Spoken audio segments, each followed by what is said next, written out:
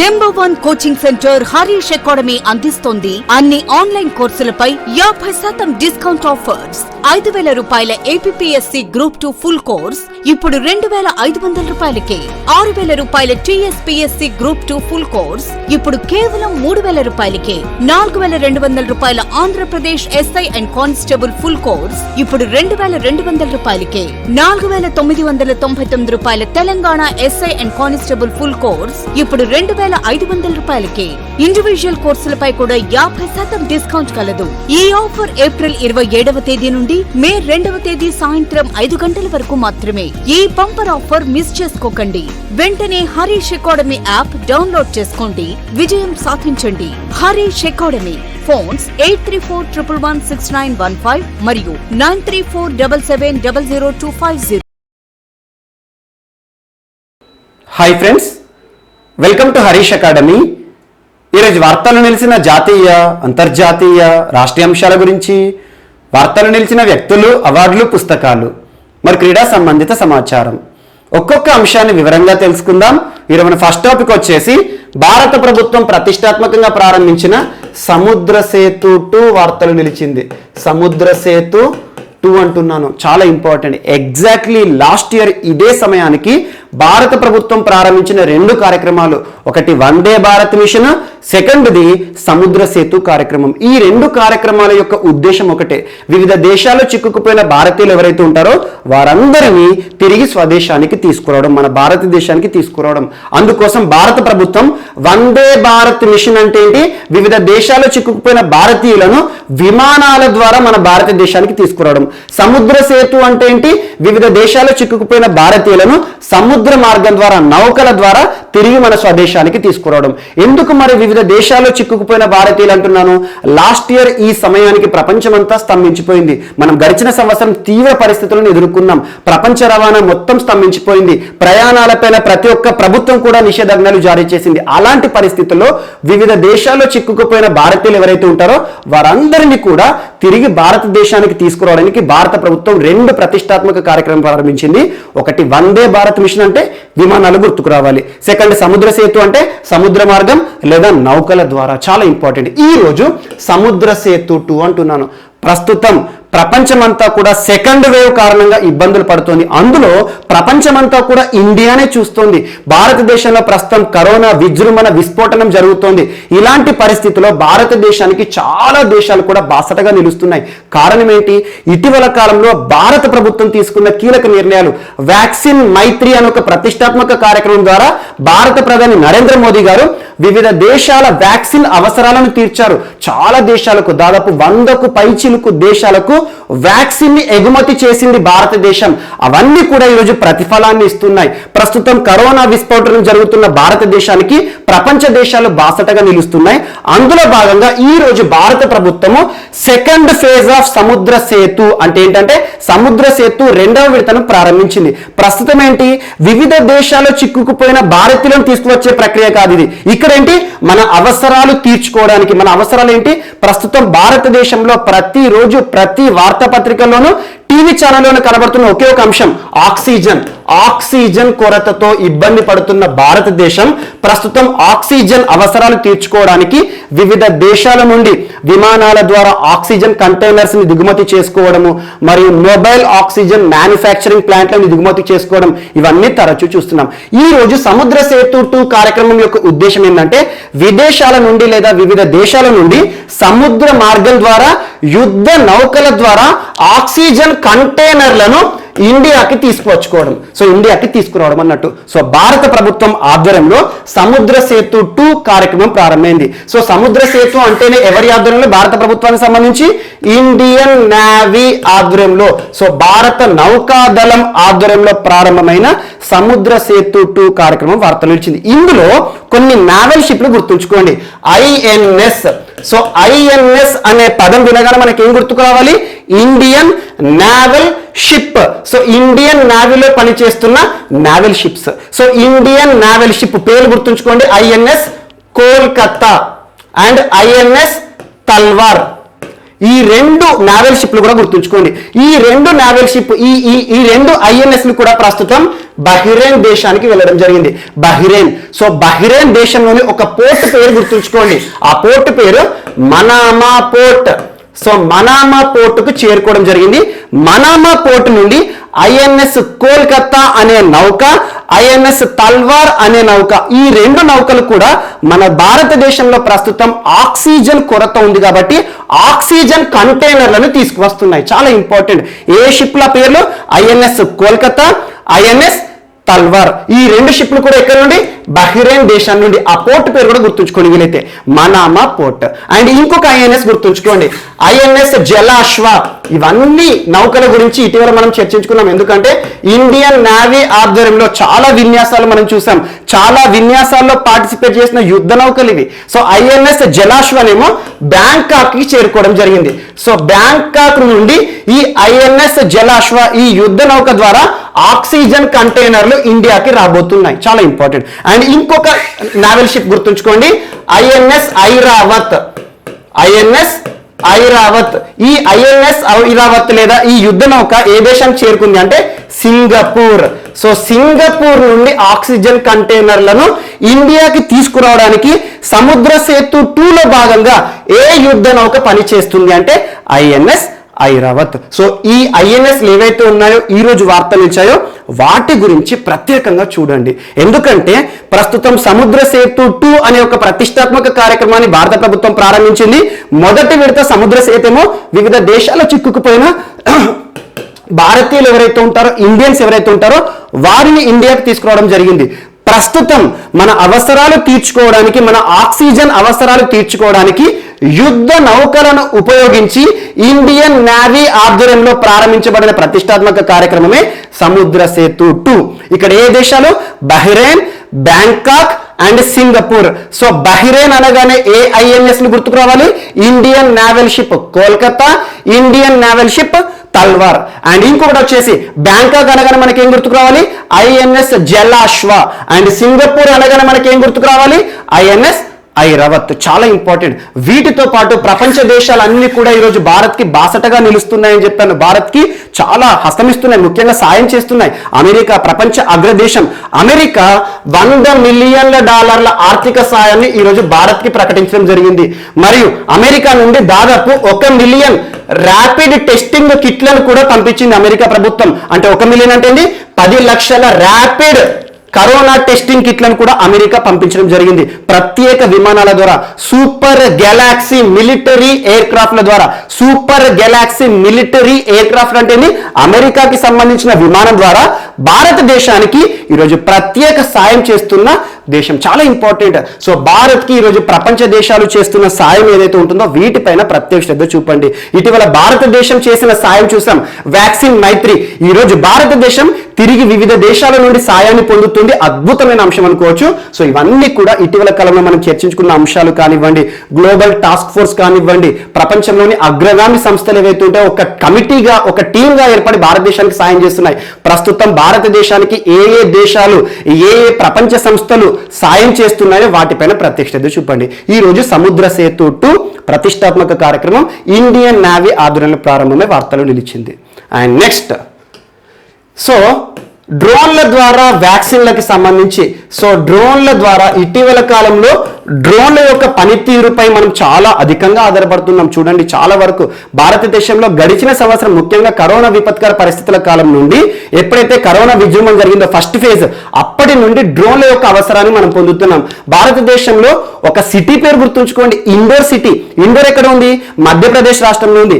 మధ్యప్రదేశ్ రాష్ట్రంలో indoor city మొట్టమొదటిసారి భారతదేశంలో డ్రోన్ల సహాయంతో శానిటైజేషన్ ప్రక్రియని చేశాయి. ప్రస్తుతం చూడండి, కరోనా విపత్కర పరిస్థితుల కాలంలో ఫస్ట్ ఫేజ్ లో తరచూ శుభ్రంగా ఉండాలి, చేతులు కడుక్కోవాలని, శానిటైజర్ చేయాలని చూసాము. అవన్నీ ఇప్పుడు కనబడట్లేవు, కానీ ప్రస్తుతం మన యొక్క అవసరాలు తీర్చుకుంటున్నాం.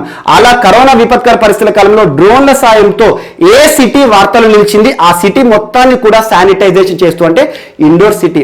అండ్ డ్రోన్ల యొక్క పనితీరును గుర్తించి భారత ప్రభుత్వం కూడా డ్రోన్ల యొక్క సౌకర్యాలు పొందాలనుకుంటే ఏ రాష్ట్రమైనా కూడా సులభతర అనుమతులు పొందొచ్చు అని చెప్పేసి ఒక పోర్టల్ కూడా ప్రారంభించింది. చాలా important, Garud portal, government authorisation for relief using drones, government authorisation for relief using drones. So డ్రోన్ల సాయంతో మీ యొక్క పనితీరును మెరుగుపరచాలనుకుంటే భారతదేశంలోని వివిధ రాష్ట్రాలైనా వివిధ సంస్థలైనా కూడా ఖచ్చితంగా మనం డ్రోన్ వాడాలంటే అనుమతులు కావాలి, పర్మిషన్ కావాలి.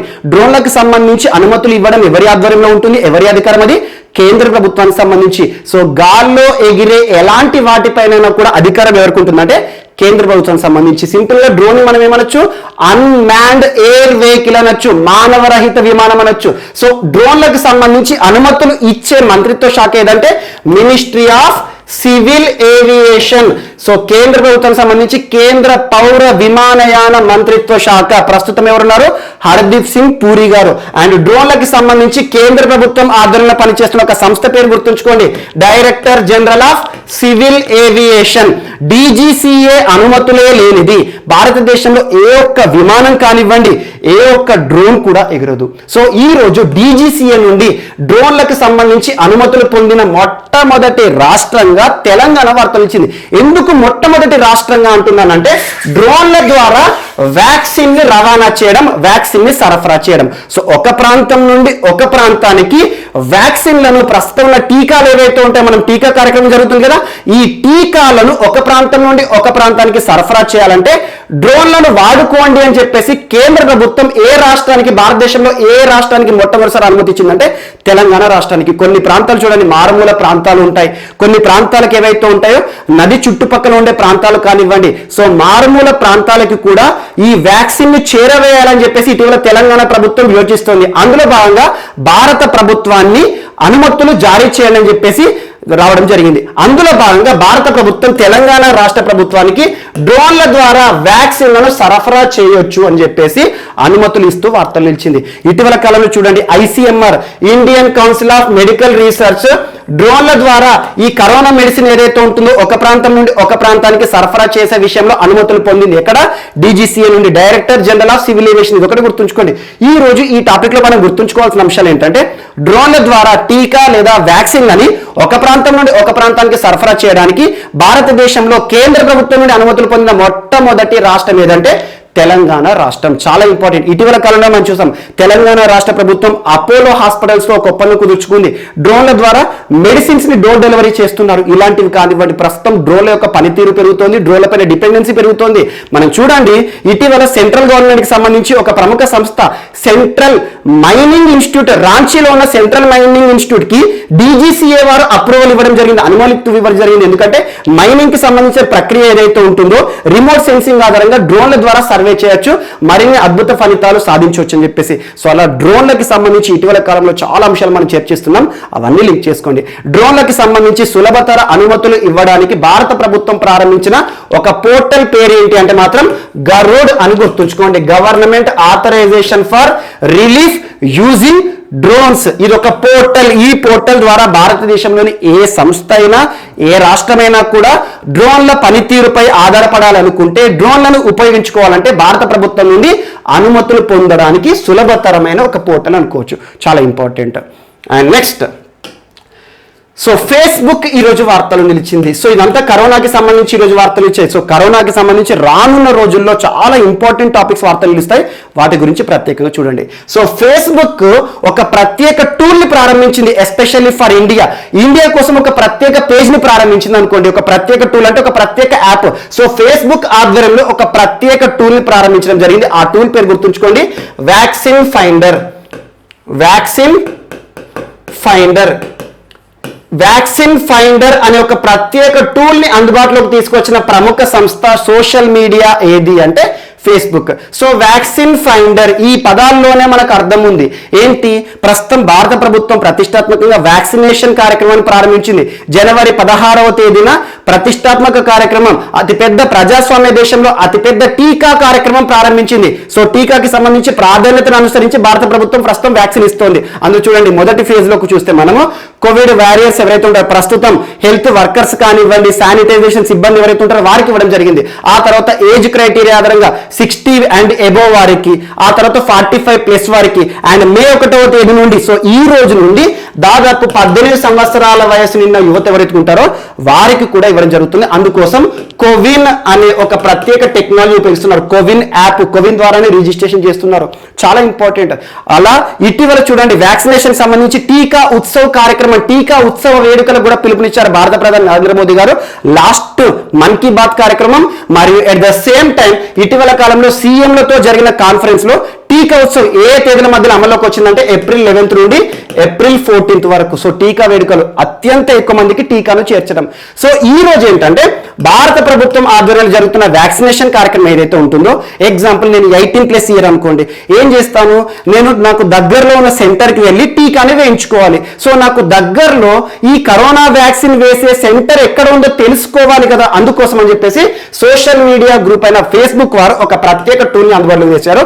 ఫేస్బుక్ లో వ్యాక్సిన్ ఫైండర్ అనే ఒక ప్రత్యేక ఆప్షన్ వస్తుంది. అక్కడ క్లిక్ చేస్తే నాకు నియరెస్ట్ లో ఉన్న వ్యాక్సినేషన్ సెంటర్ ఏదైతే ఉంటుందో దానికి సంబంధించి అక్కడ వ్యాక్సిన్ వేసే సమయం కానివ్వండి, మరియు అక్కడ ఏ వ్యాక్సిన్ అందుబాటులో ఉంది, సో ఏ రకంగా క్యూ లైన్ ఉంది, ఇవన్నీ కూడా ఏ రకంగా వెళ్ళాలి, ఇవన్నీ కూడా మనకు అందుబాటులో తీసుకొస్తుంది వ్యాక్సిన్ ఫైండర్. ఏ సోషల్ మీడియా? ఫేస్బుక్ ఆధ్వర్యంలో. కేవలం ఇది ఇండియాకి మాత్రమే పరిమితం. సో భారత ప్రభుత్వం సహకారంతో ఫేస్బుక్ తీసుకొచ్చిన ఒక ప్రత్యేక టూల్ వ్యాక్సిన్ ఫైండర్. భారత ప్రభుత్వం సహకారం అని ఎందుకు అంటున్నాను, ప్రస్తుతం వ్యాక్సినేషన్ సెంటర్లో అన్ని కూడా కేంద్ర ప్రభుత్వం, రాష్ట్ర ప్రభుత్వం ఆధ్వర్యంలో జరుగుతున్నాయి. అలా ప్రభుత్వానికి సంబంధించిన సమాచారం వీరితో షేర్ చేసుకోవాలి కదా వ్యాక్సిన్ సెంటర్స్. అందుకోసమే భారత ప్రభుత్వం సహకారంతో ఇటీవల ఫేస్బుక్ వ్యాక్సిన్ ఫైండర్ ని ఈ రోజు నుండి అందుబాటులోకి తీసుకొస్తామని చెప్పేసి ప్రకటన చేసింది. అంటే ఇదేంటి, మనకు దగ్గరలో ఉండే వ్యాక్సినేషన్ సెంటర్ ఏదైతే ఉంటుందో దాని గురించి వివరాలు, అడ్రస్ ని ఇస్తుంది, రూట్ మ్యాప్ చూపిస్తుంది, అక్కడ పని గంటలు ఉంటాయి కదా, 10 వేలు ఉంటాయి కదా, వాటిని తెలియజేస్తుంది అన్నట్టు ఏ సమయంలో వ్యాక్సిన్ ఇస్తారని చెప్పేసి. ఒకటి ఇంపార్టెంట్. అండ్ నెక్స్ట్, సో ఈరోజు ఒక ప్రత్యేక సోయాబీన్ వార్తలో నిలిచింది. ప్రత్యేక సోయాబీన్ వెరైటీ గుర్తుంచుకోండి, మ్యాక్స్ 1407.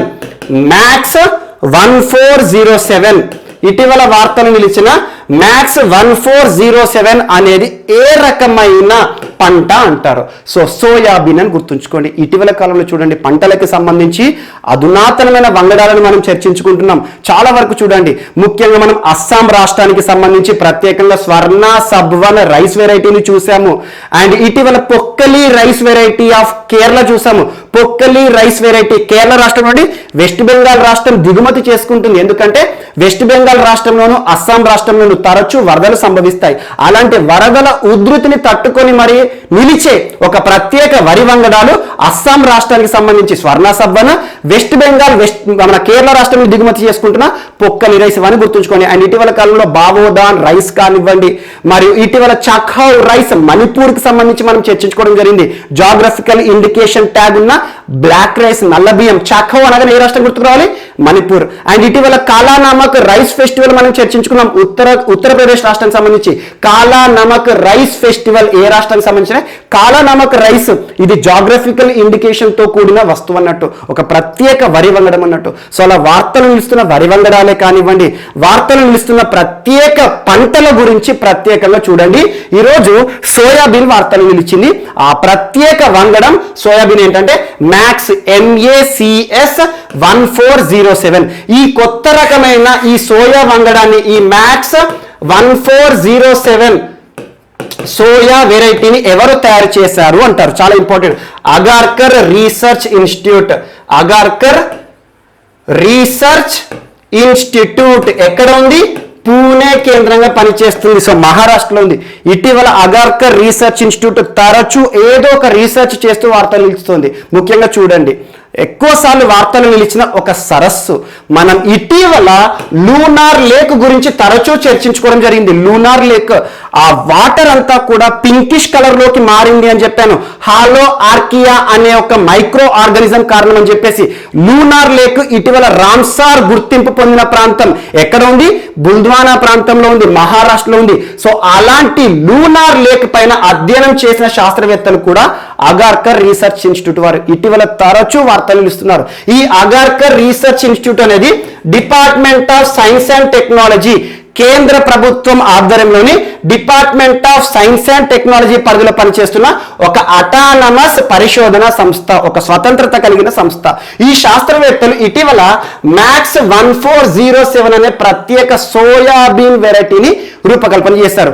ఏ ప్రాంతాలను దృష్టిలో ఉంచుకుని అంటే ముఖ్యంగా ఈశాన్య రాష్ట్రాలు అంటే ఈశాన్య రాష్ట్రాలు ఉంది, అస్సాం కానివ్వండి, మణిపూర్ కానివ్వండి అని కొన్ని రాష్ట్రాలు గుర్తుంచుకోండి. వెస్ట్ బెంగాల్, ఛత్తీస్గఢ్, మధ్యప్రదేశ్, ఈ రాష్ట్రాల్లో ఈ వెరైటీ విత్తనాలు ఏవైతే ఉంటాయో, ఈ సోయాబీన్ వెరైటీ విత్తనాలు ఏవైతే ఉంటాయో రానున్న సీజన్లో రైతులకి డిస్ట్రిబ్యూట్ చేయబోతున్నారు ప్రభుత్వం ఆధ్వర్యంలో. సో నేరుగా గుర్తుంచుకోండి. ఇది ఎందుకు అంటే మనకి ఇది ఎక్కువగా రెయిన్ ఫెడ్ ఏరియాలో కానివ్వండి పెరుగుతుంది. రెయిన్ ఫెడ్ ఏరియా అంటే ఏంటంటే ముఖ్యంగా వాటర్ లేని ప్రాంతాల్లో కూడా, వాటర్ స్కేర్సిటీ ఉన్న ప్రాంతాల్లో కూడా పెరిగే ఒక ప్రత్యేక వంగడం సోయాబీన్ వెరైటీ. అంటే ఎక్కువగా వాటర్ని కన్సంప్షన్ చేసుకుంటే పంట అంటేనే, కానీ వాటర్ లేకున్నా కూడా నీటి ఎద్దడి పరిస్థితులు, అసలు నీటి డ్రై పరిస్థితుల్లో కూడా పెరిగే ఒక ప్రత్యేక సోయాబీన్ వంగడం మ్యాక్స్ 1407. దీన్ని రూపకల్పన చేసి వార్తలు నిలిచిన శాస్త్రవేత్తలు ఎవరు? Agarkar research institute. చాలా ఇంపార్టెంట్, గుర్తుంచుకోండి.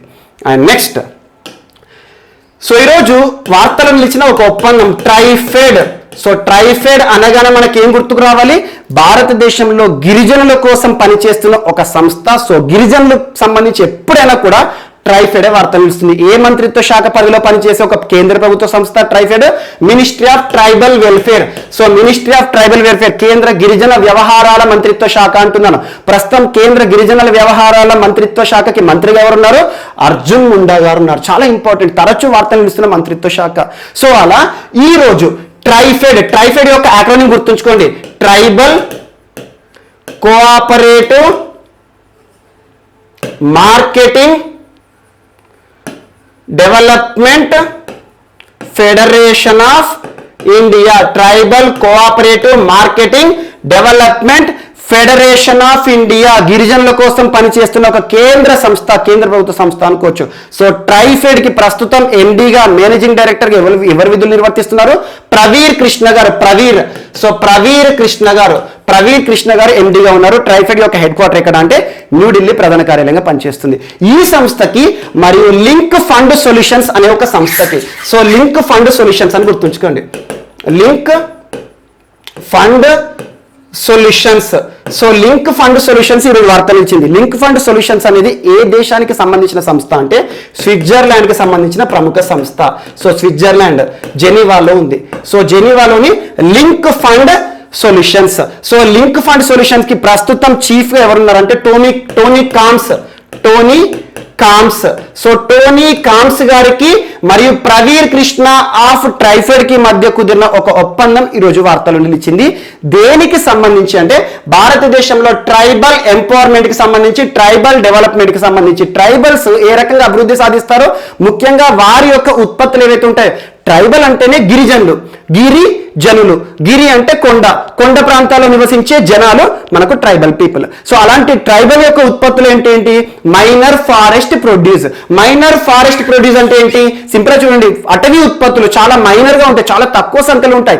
అలాంటి వాటికి మినిమం సపోర్ట్ ప్రైజ్ ఇవ్వాలని చెప్పేసి భారత ప్రభుత్వం కూడా ఇటీవల చాలా కార్యక్రమాలతో వార్తలు నిలుస్తుంది. వందన్ వికాస్ కేంద్రాలు, వందన్ వికాస్ యోజన అని ఇటీవల తరచూ మనం చర్చించుకోవడం జరుగుతుంది. సో అలా ఈ ట్రైబల్ ఉత్పత్తులు ఏవైతే ఉంటాయో, మైనర్ ఫారెస్ట్ ప్రొడ్యూస్ ఏవైతే ఉంటాయో వాటిని మార్కెటింగ్ కల్పించడం, సో మార్కెటింగ్ సౌకర్యాలు కల్పించడం అండ్ ట్రైబల్ డెవలప్మెంట్ కోసం పాటుపడే ఒక సంస్థగా పనిచేస్తుంది. సో స్విట్జర్లాండ్ కి సంబంధించిన ఒక సంస్థ లింక్ ఫండ్ సొల్యూషన్స్. అండ్ భారతదేశానికి సంబంధించి ట్రైబల్ అనగానే వార్తలు నిలిచే సంస్థ ఏంటి? మనకి ట్రైఫెడ్. ఇటీవల ట్రైఫెడ్ ఆధ్వర్యంలో ప్రారంభమైన బిఏ ఫ్రెండ్ ఆఫ్ ట్రైబ్స్ అనే ఒక క్విజ్ కాంపిటీషన్ గురించి కూడా చెప్పాను. భారతదేశంలో ట్రైబల్ కి సంబంధించి వారి యొక్క ఉత్పత్తులు కానివ్వండి, వారి యొక్క సంస్కృతి కానివ్వండి, వారి యొక్క జీవనాధారం కానివ్వండి, వాటిపైన ప్రత్యేక క్విజ్ కాంపిటీషన్ అని చెప్పేసి బిఏ ఫ్రెండ్ ఆఫ్ ట్రైబ్స్ ఎవరి ఆధ్వర్యంలో? ట్రైఫెడ్ కి సంబంధించి. సో అలా ట్రైఫెడ్ కి లింక్ ఫండ్ సొల్యూషన్ కి మధ్య కుదిరిన ఒప్పందం ఈ రోజు వార్తలు ఇచ్చింది. ట్రైఫెడ్ కి సంబంధించి ప్రవీర్ కృష్ణ అని గుర్తుంచుకోండి. అండ్ టోనీ కామ్స్ ఏమో లింక్ ఫండ్ సొల్యూషన్ సంబంధించి చైర్మన్. ఈ రోజు వార్తలు ఇచ్చింది. ట్రైఫెడ్ ఎవరైతే ఉంటుందో, భారతదేశంలో ట్రైబల్స్ ఎవరైతే ఉంటారో వారి యొక్క డెవలప్మెంట్ కోసం పాటుపడడానికి ఈ ఒప్పందం అనేది ఉపయుక్తంగా ఉంటుంది.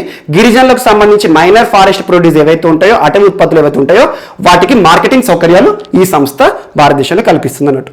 ఇది ఒకటి కూడా ఇంపార్టెంట్. అండ్ ఇటీవల ట్రైబ్స్ ఇండియా కార్యక్రమాలు కానివ్వండి, వీటిపైన ప్రత్యేక శ్రద్ధ చూపండి. రానున్న పోటీ పరీక్షలో ట్రైఫెడ్ కి సంబంధించి ఇటీవల చాలా అంశాలు మనం చర్చించుకున్నాం. ఇటీవల కాలంలో ఒప్పందాలు కానివ్వండి, ట్రైఫెడ్ కి మహారాష్ట్రకి మధ్య కుదిరిన ఒప్పందం కానివ్వండి, వీటిపైన ప్రత్యేక శ్రద్ధ చూపండి. అండ్ నెక్స్ట్, ఈరోజు పార్లమెంటరీ కమిటీస్ వార్తలు నిలిచాయి. యాక్చువల్గా పార్లమెంటరీ కమిటీ అంటున్నాను. Parliamentary committee. మనకు భారతదేశంలో చట్టాలు చేసే సభ ఏమంటారు? చట్టసభ అంటారు. భారతదేశంలోనే అత్యున్నత చట్టసభ ఏంటి? పార్లమెంట్. పార్లమెంట్ లో 2 సభలు ఉంటాయి కదా. భారతదేశంలో ద్విసభ విధానం, బైకామరలిజం అమల్లో ఉంది. బై అంటే 2, కెమెరల్స్ అంటే హౌసెస్. సో ద్విసభ విధానం అమల్లో ఉంది భారతదేశంలో. ఒకటేమో ఎగువ సభ లేదా రాజ్యసభ అంటాం, ఒకటేమో దిగువ సభ లేదా లోక్సభ అంటాం. సో ఇందులో రెండింటిలో కూడా కూర్చున్న సభ్యులు ఎవరు? ఎంపీలు, మెంబర్ ఆఫ్ పార్లమెంట్. సో ఇటీవల భారతదేశంలోని పార్లమెంట్ సభ్యులు పార్లమెంట్ కి సంబంధించిన హెడ్స్ కి కొన్ని లేఖలు రాస్తున్నారు, కొన్ని వినతి పత్రాలు ఇస్తున్నారు. ఆ వినతి పత్రాలు ఏంటంటే, అంటే 2 ఎంపీలు, రాజ్యసభ ఎంపీలు, లోక్సభ ఎంపీలు. హెడ్స్ అంటున్నాను.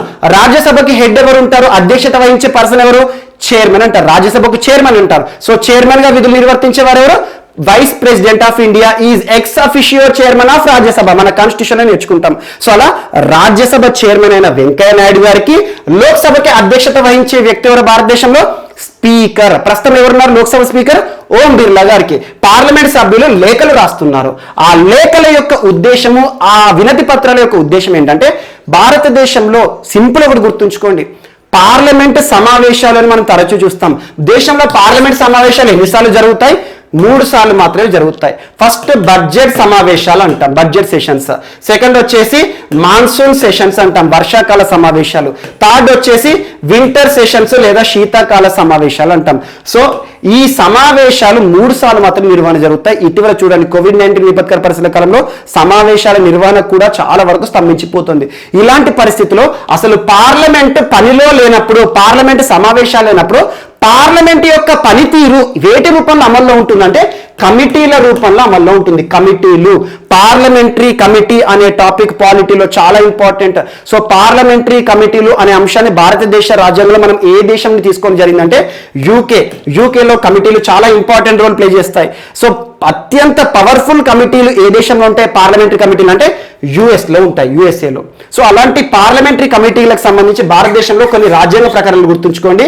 Article 88, article 105 and article 118.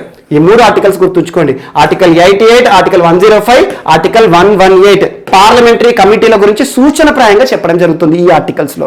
అయితే కమిటీలు ఏంటంటే మనకు భారతదేశంలో 2 రకాలుగా ఉంటాయి. ఒకటి స్టాండింగ్ కమిటీలు, 2 అడ్హాక్ కమిటీలు. స్టాండింగ్ కమిటీ అంటే ఏంటి? Example public accounts committee, estimates committee, committee on public undertakings. ఈ 3 కమిటీలు చాలా ఇంపార్టెంట్. వీటి యొక్క చరిత్ర పైన కూడా ప్రశ్నలు అడుగుతారు పోటీ పరీక్షల్లో. ఒకటి public accounts committee, estimates committee and committee on public undertakings. వీటిని స్టాండింగ్ కమిటీస్ అంటారు. మరియు మిగతా అడ్హాక్ కమిటీస్ ఉంటాయి. అడ్హాక్ అంటే ఏంది? తాత్కాలిక కమిటీలు, మన అవసరార్థం వేసే కమిటీలు. సో పార్లమెంట్ పని సమయాల్లో కాకుండా, పార్లమెంట్ సమావేశాలు లేనప్పుడు కూడా పార్లమెంట్ పనితీరును ప్రదర్శిస్తుంది. వేటి రూపంలో అంటే పార్లమెంటరీ కమిటీల రూపంలో. సో అలాంటి పార్లమెంటరీ కమిటీల పైన కూడా కరోనా ప్రభావాన్ని చూపిస్తుంది. సో పార్లమెంటరీ కమిటీలు ఏవైతే ఉంటాయో నిరంతరం 365 డేస్ కూడా అమల్లో ఉంటాయి. కమిటీలు వాటి యొక్క కార్యాచరణని చేస్తూ ఉంటాయి, కార్యం చేస్తూనే ఉంటాయి, వారు ఏదో ఒక పని చేస్తూనే ఉంటాయి. అలాంటి కమిటీస్ యొక్క ప్రోగ్రెస్ ని డిస్కస్ చేయడానికి పార్లమెంటరీ కమిటీల సమావేశం జరుగుతుంది పార్లమెంట్కి సంబంధించి సభాధ్యక్షుల ఆధ్వర్యంలో. అలాంటి కమిటీల పైన కూడా ప్రస్తుతం కరోనా ప్రభావాన్ని చూపిస్తోంది. ప్రస్తుతం విపత్కర పరిస్థితుల కాలంలో పార్లమెంటరీ కమిటీస్ సమావేశం అవ్వట్లేదు కాబట్టి, వీటి యొక్క మీటింగ్స్ జరగట్లేదు కాబట్టి వర్చువల్ గా అయినా సమావేశాలు నిర్వహించండి అని చెప్పేసి సభాధ్యక్షులకు పార్లమెంటరీ కమిటీస్ మెంబర్స్ ఎవరైతే ఉంటారో, ఎంపీలో ఉంటారు కదా, వారు లేఖలు రాస్తున్నారు. చాలా ఇంపార్టెంట్. సో వర్చువల్ గా పార్లమెంట్ కమిటీల నిర్వహణ చేయండి అని చెప్పేసి వీటి యొక్క పనితీరును చూడండి. ఎందుకంటే పార్లమెంటరీ కమిటీస్ యొక్క ప్రోగ్రెస్ ఏ రకంగా ఉందో మీటింగ్ లోనే చర్చించడం జరుగుతుంది. సో మీటింగ్స్ అనేవి ప్రస్తుతం స్తంభించిపోయాయి కాబట్టి వర్చువల్ మీటింగ్స్ జరపండి పార్లమెంట్ కమిటీకి సంబంధించి అని చెప్పేసి. అండ్ పార్లమెంట్ కమిటీకి సంబంధించి ఇన్ డీటెయిల్ చదవండి.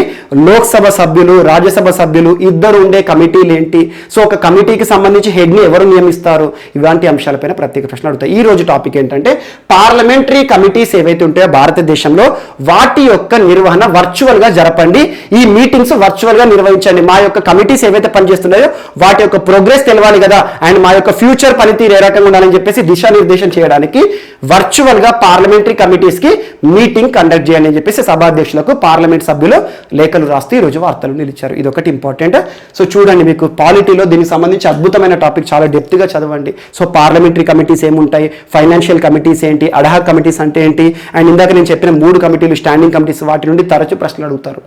అండ్ నెక్స్ట్ సో దేశంలోనే మొట్టమొదటి 3D ప్రింటింగ్ హౌస్ వార్తలు నిలిచింది ఇటీవల దేశంలోనే మొట్టమొదటి 3D ప్రింటింగ్ హౌస్ ని ఎవరు నిర్మించి వార్తలు నిలిచారంటే ఐఐటి వార్తలు నిలిచింది. ఇటీవల ఐఐటీలు తరచూ వార్తలు నిలుస్తున్నాయి. ఇండియన్ ఇన్స్టిట్యూట్ ఆఫ్ టెక్నాలజీ, భారతదేశంలో అత్యున్నత విలువలతో కూడిన సాంకేతిక విద్యను అందించే ఐఐటీల్లో ఒకటైన ఐఐటి మద్రాస్, ఇటీవల ఐఐటి మద్రాస్ కూడా వార్తలు నిలిచింది. ముఖ్యంగా ఇండస్ట్రీ కాన్క్లేవ్ అని చెప్పేసి మొట్టమొదటి పరిశ్రమల సమాఖ్య అని చెప్పాను last 2 weeks back. So IIT Madras ఆధ్వర్యంలోనే ఒక స్టార్టప్ సంస్థ, గుర్తుంచుకోండి, ట్వాస్టా అనే ఒక అంకుర పరిశ్రమ దేశంలోనే మొట్టమొదటి 3D ప్రింటింగ్ హౌస్ ని నిర్మిస్తూ వార్తలు నిలిచింది. With in span of 5 days, 5 రోజుల్లోనే 600 స్క్వేర్ ఫీట్స్ ఇల్లుని నిర్మించడం జరిగింది. 5 రోజుల్లోనే ఇల్లు అంటే మామూలు విషయం కాదు. ఎందుకంటే 3D ప్రింటింగ్ టెక్నాలజీని ఉపయోగించి ఈ స్టార్టప్ సంస్థ ఈ ఐఐటి క్యాంపస్ లో నిర్మించడం జరిగింది. ఈ హౌస్ ని ఎవరు ఆవిష్కరించారంటే ప్రస్తుతం భారతదేశంలో ఆర్థిక శాఖ మంత్రి, విత్త శాఖ మంత్రి లేదా ఫైనాన్స్ మినిస్టర్ ఎవరు? నిర్మలా సీతారామన్ గారు. ఇక్కడ ఏ ప్రశ్న అడుగుతారంటే దేశంలోనే మొట్టమొదటి 3D printing house, 3D house ని నిర్మించి వార్తలు ఇచ్చిన ఐఐటి ఏది అంటే ఐఐటి మద్రాస్. అండ్ సంస్థ పేరు అడిగారు అనుకోండి, ట్వస్టా అనే సంస్థ. సో ఈరోజు మన నెక్స్ట్ టాపిక్ వచ్చేసి వార్తల్లో వ్యక్తులు. ఈరోజు వార్తలు నిలిచిన ఫస్ట్ పర్సన్ సోలీ సొరాబ్జీ గారు. సోలీ సొరాబ్జీ చాలా ఇంపార్టెంట్ పర్సన్, పేరు గుర్తుంచుకోండి. సోలీ సొరాబ్జీ, సోలీ జహంగీర్ సొరాబ్జీ, పూర్తి పేరు గుర్తుంచుకోండి, సోలీ జహంగీర్ సొరాబ్జీ. ఇటీవల కరోనా మహమ్మారి బారిన పడి ప్రాణాలు కోల్పోయిన ప్రముఖ వ్యక్తి సోలీ సొరాబ్జీ గారు. ఏ రంగంలో తనకంటూ ప్రత్యేక గుర్తింపు పొందిన వ్యక్తి అంటారు? సో న్యాయశాస్త్రంలో తనకంటూ ప్రత్యేక గుర్తింపు పొందిన వ్యక్తి. సో న్యాయశాస్త్రం అంటున్నాను, ఒక మేధావి, మాజీ న్యాయవాది, అన్నింటికంటే ఇంపార్టెంట్ భారత ప్రభుత్వానికి సంబంధించి అటార్నీ జనరల్ గా విధులు నిర్వర్తించిన వ్యక్తి. అటార్నీ జనరల్ అనగానే మనకి ఏం గుర్తు రావాలి? భారతదేశంలో ఒక రాజ్యాంగబద్ధ పదవి. మన రాజ్యాంగంలోని ఆర్టికల్ 76 అటార్నీ జనరల్ పదవిని గురించి సూచిస్తుంది. సో భారతదేశంలో ఒక రాజ్యాంగబద్ధ పదవి అయిన అటార్నీ జనరల్, ఈ పదవిని అద్భుతంగా నిర్వర్తించిన వ్యక్తి సోలీ సొరాబ్జీ గారు. ఇటీవల కరోనా మహమ్మారి బారిన పడడం జరిగింది. ఈరోజు తుది శ్వాస విడుస్తూ వార్తలు నిలిచారు. సో తను ఏ రాష్ట్రానికి సంబంధించిన వ్యక్తి అంటే మహారాష్ట్రకి సంబంధించిన వ్యక్తి. 1930 సంవత్సరంలో మహారాష్ట్రలో జన్మించడం జరిగింది. ఆ తర్వాత 1953లో బాంబే హైకోర్టులో అడ్వకేట్ గా కెరీర్ ప్రారంభించారు, ఒక న్యాయవాదిగా కెరీర్ ప్రారంభించారు. అండ్ 1971 సుప్రీంకోర్టు అడ్వకేట్ గా విధులు నిర్వర్తించారు. ఆ తర్వాత 1989 నుండి 1990 మరియు 1998 to 2004 ఈ మధ్య కాలంలో భారత ప్రభుత్వానికి సంబంధించి అటార్నీ జనరల్ గా విధులు నిర్వర్తించిన వ్యక్తి ఒక మేధావి సోలీ సొరాబ్జీ గారు. తన యొక్క ప్రతిభను గుర్తించి భారత ప్రభుత్వం 2003 సంవత్సరంలో పద్మ విభూషణ్ పురస్కారాన్ని ఇచ్చి సత్కరించింది. సో పద్మ విభూషణ్ సోలీ సొరాబ్జీ గారు చాలా ఇంపార్టెంట్. పద్మ విభూషణ్ అంటే ఏంటి? భారతదేశంలోనే సెకండ్ హైయెస్ట్ సివిలియన్ అవార్డు, పౌర పురస్కారం. మన భారతదేశంలో హైయెస్ట్ పురస్కారం ఏంటి? భారతరత్న. ఆ తర్వాత పద్మ విభూషణ్, పద్మభూషణ్, పద్మశ్రీ ఇలా ఉంటాయి. సో అలా పద్మ విభూషణ్ పురస్కారాన్ని ఇచ్చి భారత ప్రభుత్వం సత్కరించిన ఒక వ్యక్తి సోలీ సొరాబ్జీ గారు. ఇటీవల కరోనా మహమ్మారి బారిన పడడం జరిగింది. ఈరోజు తుది శ్వాస విడుస్తూ వార్తలు ఇచ్చారు. తన మరణానికి సంబంధించి భారత రాష్ట్రపతి, ఉపరాష్ట్రపతి, ప్రధాని ఈరోజు సంతాపాన్ని కూడా ప్రకటించడం జరిగింది. సో నేరుగా గుర్తుంచుకోండి. సో ఇటీవల మరణించిన సోలీ సొరాబ్జీ గారు ఏ రంగానికి సంబంధించిన వ్యక్తి, ఏ రాష్ట్రానికి సంబంధించిన వ్యక్తి? సో తను పొందిన ప్రతిష్టాత్మక పురస్కారం ఏంటంటే పద్మ విభూషణ్ 2003 సంవత్సరం. ఏ సంవత్సరంలో అటార్నీ జనరల్ విధులు నిర్వర్తించారంటే 1989 నుండి 1990, ఆ తర్వాత 1998 నుండి 2004 మధ్య కాలంలో అటార్నీ జనరల్ గా ఒక రాజ్యాంగబద్ధ పదవిని అద్భుతంగా నిర్వర్తించిన వ్యక్తి సోలీ సొరాబ్జీ, సోలీ జహంగీర్ సొరాబ్జీ గారు. సో ఈరోజు తుది శ్వాస విడుస్తూ వార్తలు నిలిచారు. అండ్ నెక్స్ట్, కరోనా మహమ్మారి బారిన పడి ప్రాణాలు కోల్పోయిన ఒక సీనియర్ ఐఏఎస్ అధికారి అరుణ్ కుమార్ సింగ్ గారు. అరుణ్ కుమార్ సింగ్ చాలా ఇంపార్టెంట్ పర్సన్ తను కూడా. So Arun Kumar Singh senior IAS అధికారి అంటున్నాను. 1985 క్యాడర్ ఐఏఎస్ అధికారి, Indian administrative services. So IAS అధికారి లేదా సీనియర్ ఐఏఎస్ అధికారి అరుణ్ కుమార్ సింగ్ గారు ఇటీవల కరోనా మహమ్మారి బారిన పడడం జరిగింది. ఈరోజు తుది శ్వాస విడుస్తూ వార్తలు ఇచ్చారు. అండ్ అన్నిటికంటే ఇంపార్టెంట్ ఏంటంటే ఒక ఐఏఎస్ అధికారికి అత్యున్నత పదోన్నతి, ఒక రాష్ట్ర స్థాయిలో అత్యున్నత పదవి ఏంటి? సిఎస్. ఒక రాష్ట్ర ప్రభుత్వానికి సంబంధించి సిఎస్ అంటాం మనం, చీఫ్ సెక్రటరీ అంటాం, ప్రధాన కార్యదర్శి. ప్రస్తుతం ఒక రాష్ట్ర ప్రధాన కార్యదర్శిగా విధులు నిర్వర్తిస్తున్నారు అరుణ్ కుమార్ సింగ్. ఏ రాష్ట్ర ప్రభుత్వానికి సంబంధించి ఏ రాష్ట్రంలో ప్రస్తుతం ప్రధాన కార్యదర్శిగా విధులు నిర్వర్తిస్తున్నారంటే బీహార్ రాష్ట్రంలో. సో చాలా ఇంపార్టెంట్. సో బీహార్ రాష్ట్రంలో ప్రస్తుతం ముఖ్యమంత్రిగా ఎవరు విధులు నిర్వర్తిస్తున్నారు? నితీష్ కుమార్ గారు. సో నితీష్ కుమార్ ప్రభుత్వానికి సంబంధించి ప్రధాన కార్యదర్శి, చీఫ్ సెక్రటరీ, ప్రస్తుతం విధుల్లో ఉన్న వ్యక్తి అరుణ్ కుమార్ సింగ్ గారు, సీనియర్ ఐఏఎస్ అధికారి. ఇటీవల కరోనా మహమ్మారి బారిన పడడం జరిగింది. ఈరోజు తుది శ్వాస విడుస్తూ వార్తలు ఇచ్చారు. నేరుగా గుర్తుంచుకోండి, ఇటీవల కరోనా మహమ్మారి బారిన పడి ప్రాణాలు కోల్పోయిన సీనియర్ ఐఏఎస్ అధికారి అరుణ్ కుమార్ సింగ్ గారు ఏ రాష్ట్రంలో ప్రస్తుతం సిఎస్ గా, చీఫ్ సెక్రటరీగా లేదా ప్రధాన కార్యదర్శిగా విధులు నిర్వర్తిస్తున్నారు అంటే బీహార్ రాష్ట్రం అని గుర్తుంచుకోండి. చాలా ఇంపార్టెంట్. సో కరోనా మహమ్మారి బారిన పడి ప్రాణాలు కోల్పోయిన మరొక ప్రముఖ వ్యక్తి. అండ్ కరోనా మహమ్మారి బారిన పడి ప్రాణాలు కోల్పోయిన ఒక వెటరన్ షూటర్ ఈరోజు వార్తలు ఇచ్చారు. చంద్రో తోమర్ యూపీ రాష్ట్రానికి సంబంధించిన వ్యక్తి. యూపీ రాష్ట్రంలోని మీరట్లో నిన్న తుది శ్వాస విడుస్తూ ఈరోజు వార్తలు ఇచ్చారు. యాక్చువల్గా యూపీ రాష్ట్రంలోని జోహ్రీ అనే ప్రాంతానికి సంబంధించిన ఒక మహిళ. తన యొక్క ప్రత్యేకత ఏంటంటే 6 పదుల వయస్సులో, 6 పదులు అంటే ఏంటి, 60 సంవత్సరాల వయస్సులో షూటింగ్ లో ఆరంగేట్రం చేసిన ఒక మహిళ. అంటే షూటింగ్ లో డెబ్యూ చేశారు. షూటింగ్ ఆ క్రీడను ప్రారంభించిన ఒక మహిళ, 60 సంవత్సరాలు అంటే అతి పెద్ద వయసులో షూటింగ్ క్రీడలో అడుగుపెట్టిన ఒక మహిళ. అత్యంత తక్కువ కాలంలోనే దేశవ్యాప్తంగా గుర్తింపు పొందిన ప్రముఖ వ్యక్త. మనకు వెటరన్ షూటర్ అంటారు, షూటర్ దాది అంటారు. తన అందరూ కూడా ముద్దు పేరుతో షూటర్ దాదిగా పేరు పొందిన వ్యక్తి చంద్రో తోమర్ గారు.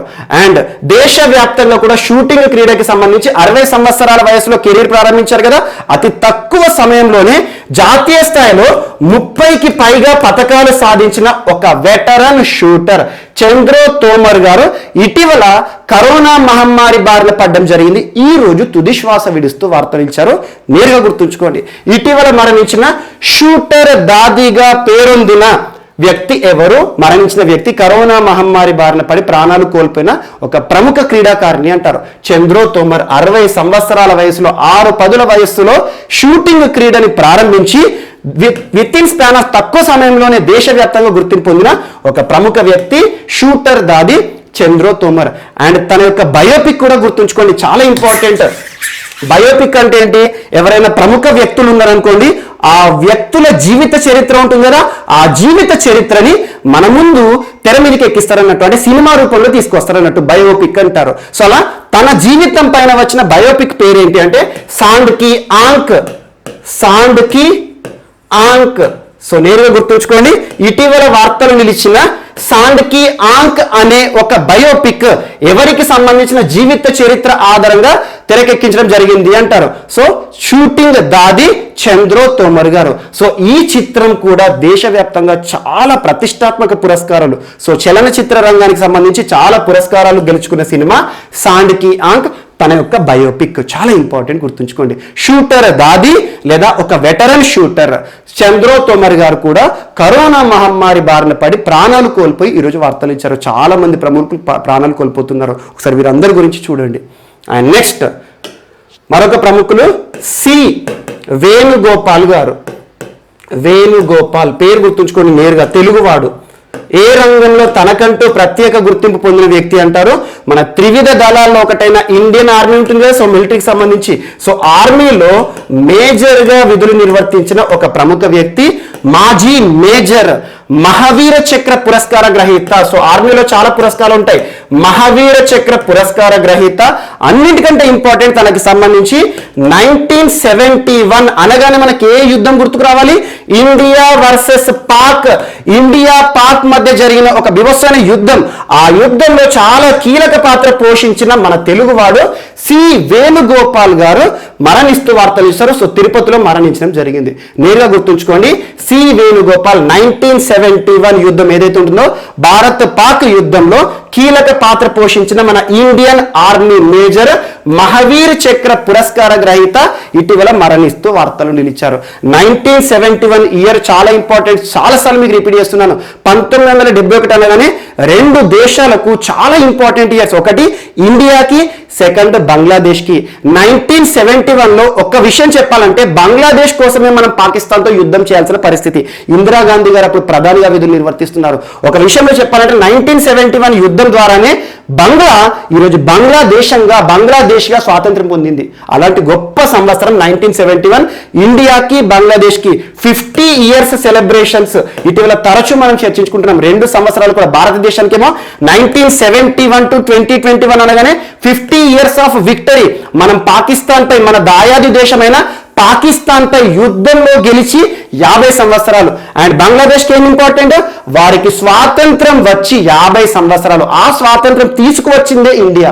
అలాంటి ఇంపార్టెంట్ 1971 వార్లో ఇండియన్ ఆర్మీలో కీలక పాత్ర పోషించిన ఒక ఆర్మీ అధికారి వేణుగోపాల్ గారు మరణిస్తూ వార్తలు ఇచ్చారు. తిరుపతిలో మరణించారు. అండ్ నెక్స్ట్ రోహిత్ సర్దానా ఇటీవల గుండెపోటుతో మరణించడం జరిగింది నిన్నటి రోజున. సో రోహిత్ సర్దానా గారు ఇటీవల మరణించడం జరిగింది. ఏ రంగంలో తనకంటూ ప్రత్యేక గుర్తింపు పొందిన వ్యక్తి అంటే జర్నలిజం. చాలా ఇంపార్టెంట్. ప్రస్తుతం దేశవ్యాప్తంగా చాలా మందికి తను సుపరిచితులే. మనకు న్యూస్ ఛానల్ చూస్తాం కదా, ప్రముఖ Hindi news channel, Hindi media Aaj Tak. So ఆజ్ తక్ అనగానే నేషనల్ వైడ్ గా మనకి ఇండియా మొత్తం కూడా సుపరిచితమైన ఒక news channel, Hindi news channel. Aaj Tak లో 2017 సంవత్సరం నుండి తను ఒక గ్రేట్ యాంకర్ గా విధులు నిర్వర్తిస్తున్నారు. యాంకర్ మరియు చాలా డిబేట్స్ కండక్ట్ చేస్తాడు. అండ్ తనకు సంబంధించి ఒక పాపులర్ షో ఇంపార్టెంట్, దంగల్. ఆజ్ తక్ లో దంగల్ అనే ఒక ప్రోగ్రామ్ వస్తుంది. ఆ ప్రోగ్రామ్ ను నిర్వహించేది అతనే. సో రోహిత్ సర్దానా గారు 2017 నుండి ఆజ్ తక్ ద్వారా మనకు చాలా న్యూస్ అందజేస్తున్న వ్యక్తి. అండ్ 2017 కంటే ముందు జీ న్యూస్ లో పనిచేసిన వ్యక్తి. సో అన్ని అవసరం లేదు, నేనే గుర్తుంచుకోండి.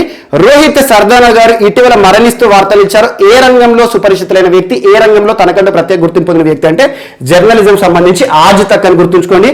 ఆజ్ తక్ లో న్యూస్ రీడర్ గాను, యాంకర్ గాను మరియు డిబేట్స్ కండక్ట్ చేయడంలో దంగల్ ప్రోగ్రామ్ ద్వారా దేశవ్యాప్తంగా కూడా గుర్తింపు పొందిన వ్యక్తి రోహిత్ సర్దానా. చాలా ఇంపార్టెంట్.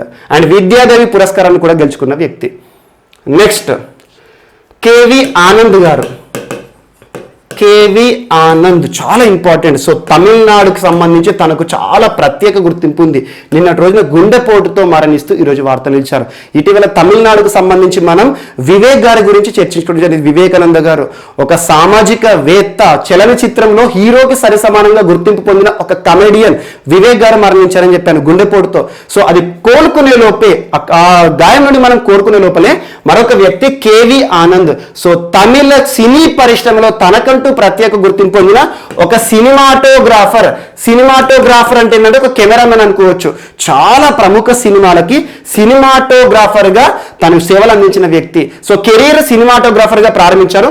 ఎగ్జాంపుల్ చూడండి, రజనీకాంత్ గారికి సంబంధించి శంకర్ గారి డైరెక్షన్ లో వచ్చిన శివాజీ సినిమాటోగ్రాఫర్ తనే. ఆ తర్వాత డైరెక్టర్ గా కూడా తనదైన ముద్ర వేసిన వ్యక్తి. డైరెక్టర్ గా కో అనే సినిమా, మనం తెలుగులో రంగం సినిమా అంటాం. రంగం అద్భుతమైన మెసేజ్ సినిమా, యూత్ కి సంబంధించి, రాజకీయాలకు సంబంధించి. సో రంగం సినిమా డైరెక్టర్ తనే. అండ్ తెలుగులో వీడొక్కడే సినిమా కానివ్వండి, ఇటీవల కాలంలో బందోబస్తు, హీరో సూర్య ఉన్నాడు కదా, సో బందోబస్తు సినిమాను కూడా తనే డైరెక్షన్ చేయడం జరిగింది. చాలా సినిమాలు, మరియు మాట్రాన్ సినిమా కానివ్వండి, చాలా సినిమాల ద్వారా డైరెక్టర్ గాను అండ్ సినిమాటోగ్రాఫర్ గా కెరీర్ ప్రారంభించిన కేవి ఆనంద్ చలనచిత్ర ప్రముఖులు ఈరోజు మరణిస్తూ వార్తలు ఇచ్చారు. నేరుగా గుర్తుంచుకోండి, ఇటీవల మరణించిన కేవి ఆనంద్ గారు ఏ రంగంలో తనకంటూ ప్రత్యేక గుర్తింపు పొందిన వ్యక్తి అంటే సినిమా రంగానికి సంబంధించి జాతీయ స్థాయిలో తన సినిమాలు కొన్ని డబ్బింగ్ కూడా చేయడం జరిగింది. మన తెలుగులోనే కాకుండా బాలీవుడ్లో కూడా డబ్బింగ్ అవ్వడం జరిగింది తమిళ సినిమాలు. సో హీరో సూర్య కానివ్వండి, చాలా మంది ప్రముఖ వ్యక్తులతో సినిమాలు తీసిన ఒక గొప్ప డైరెక్టర్ కేవి ఆనంద్ గుండెపోటుతో మరణిస్తూ ఈరోజు వార్తలు నిలిచారు. సో ఇవి ఈరోజు వార్తలు నిలిచిన అంశాలు. మిస్లేనియస్ అంశాలు ఏమైనా మిగిలిపోతే మాత్రం మనం రేపటి క్లాస్లో యాడ్ చేసుకుని నేర్చుకుందాం. రేపు కలుద్దాం. Thank you.